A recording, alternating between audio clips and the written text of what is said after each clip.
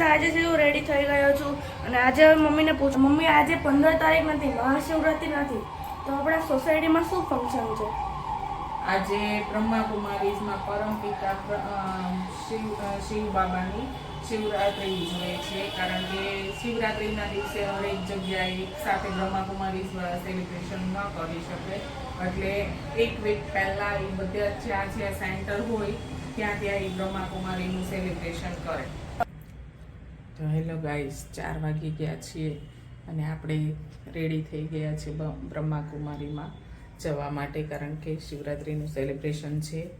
તો ચાલો નીચે જઈને બતાવું કે ત્યાં શું શું તૈયારી કરેલી છે. ચાલો આપણે બધું લાઇટ ઓફ કરીને હવે જઈએ. ચાલો જો ત્યાં નાસ્તાનો અને બધો પ્રોગ્રામ રાખી લીધેલો છે. આજે સેલિબ્રેશનમાં બધા આવી ગેસ્ટ તો એના માટે આપણે બધાએ મળીને થોડી થોડી તૈયારી કરેલી છે. નાસ્તો છે, કોલ્ડ ડ્રિંક્સ છે, બધી વસ્તુ માટે કોઈ થોડું થોડું બધું લઈ આવે છે. ચાલો જઈએ. જો આ દીદી છે, એ બનાવે છે, કેક બનાવે છે, હેન્ડમેડ કેક જ હોય છે, આમાં કોઈનું ટચ કરેલું ખાતા નથી.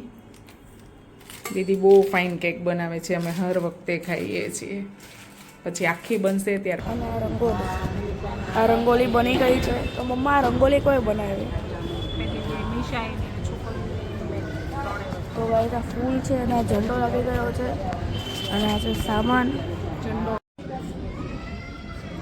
બધા રેડી થઈ ગયા છે બ્રહ્માકુમારીમાં ધ્વજવંદન કરવા માટે.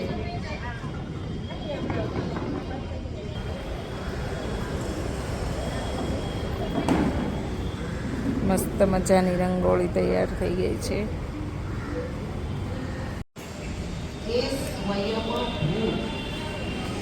સ્વયં આ ભૂમિ ઉપર અવતરિત થાય છે.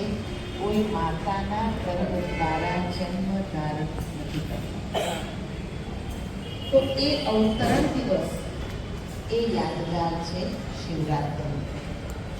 પણ રાત્રિ એટલે કોઈ આ 24 કલાકની રાત્રિની વાત.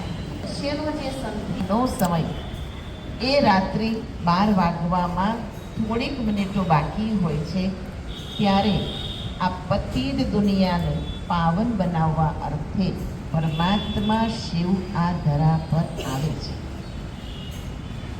અને એટલે રાત્રિ 12 વાગ્યાનું મહત્વ છે. પણ રાત્રિ 12માં થોડોક સમય બાકી છે, એને યાદગાર છે. જ્યારે કૃષ્ણ રાત્રિનો સમય 12 ને થોડીક મિનિટ થોડીક સેકન્ડ થઈ જાય, તો 1 સેકન્ડ પણ થઈ જાય તો દિવસ અને સમય બધું બદલાઈ જાય. 12માં 1 મિનિટ બાકી હોય તો પણ આજની